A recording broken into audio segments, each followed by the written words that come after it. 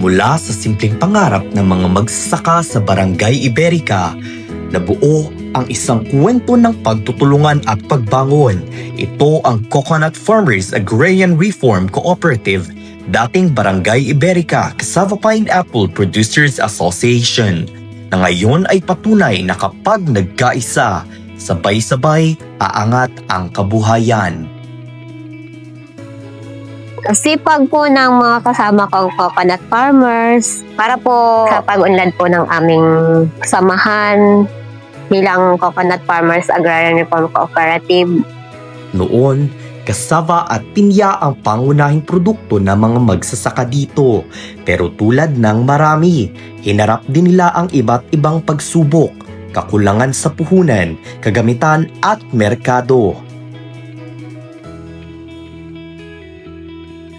Sa pagsubok po sa aming mga coconut farmers, sa amin pagkakakitaan yung bagyo po, baha, ganon. Bali, dati po kasaba at pinya lang po ang aming tanim. Ang coconut po ay yun nga, binabagyo. Pag binagyo na po siya, wala na po kami talagang pagkukunan. Sa tulong ng Department of Agrarian Reform, Department of Trade and Industry, Philippine Coconut Authority, local government unit at iba pang ahensya ng pamahalaan, nagkaroon ng direksyon ang samahan. Narehistro sila bilang kooperatiba, nagkaroon ng sariling pasilidad at nakapaglunsad ng mga produktong gawa sa niyog na may dagdag na halaga. Sa ahensya po ng gobyerno, si DAR po ay binigyan kami ng building, processing, meron din pong ibinigay na glacial and sugar. Yung ngayon po, binigyan kami ng pasteurizer para po sa aming pagbobote. Ito po yung last na binigay ng DAR, yung slicer. At si DTI naman po, binigyan po kami ng enhancement para po magkaroon po ng packaging and labeling ang aming produktong Natalie po. Si DTI rin po ay nag-support sa amin sa trade fair. At yun po, nakapaglabas na po ako ng product sa ibang lugar. Nakapagbenta na po ako ng Natalie Coco at Achara.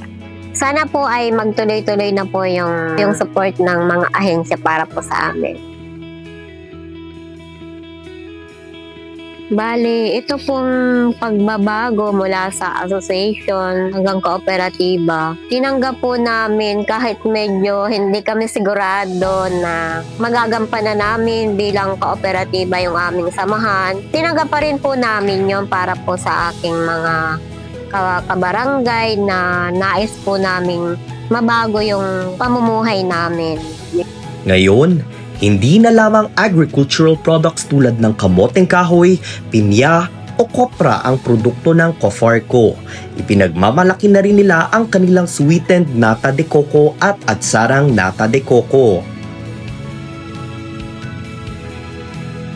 Pinagmamalaki ko po at proud ako na maging miyembro ng kooperatiba ng Cofarco dahil dito po sa Cofarco natuto po akong gumawa ng atsara. Kaya ko pala pong gumawa ng masarap na nata de coco atsara na sana po tangkilikin ito ng masang Pilipino.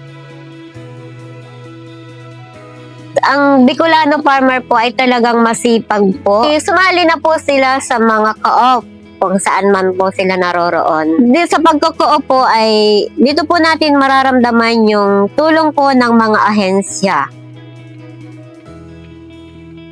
Ay maging masipag at matyaga para magtagumpay sa aming minimithing pag-unlad ng aming buhay.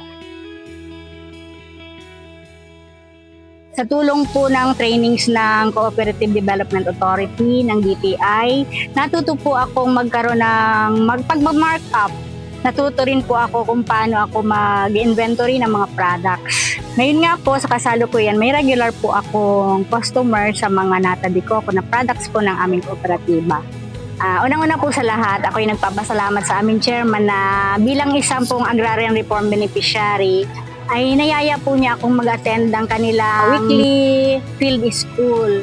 Nung sila po ay nagsisimula pa lang bilang asosasyon, At ngayon po ay naging kooperatiba na siya. Ako po yung nag-encourage din po sa ibang mga farmers na mag-join bilang member para marami po silang matutunan, hindi lang po sa pang-negosyo nila, kundi yung pong development nila.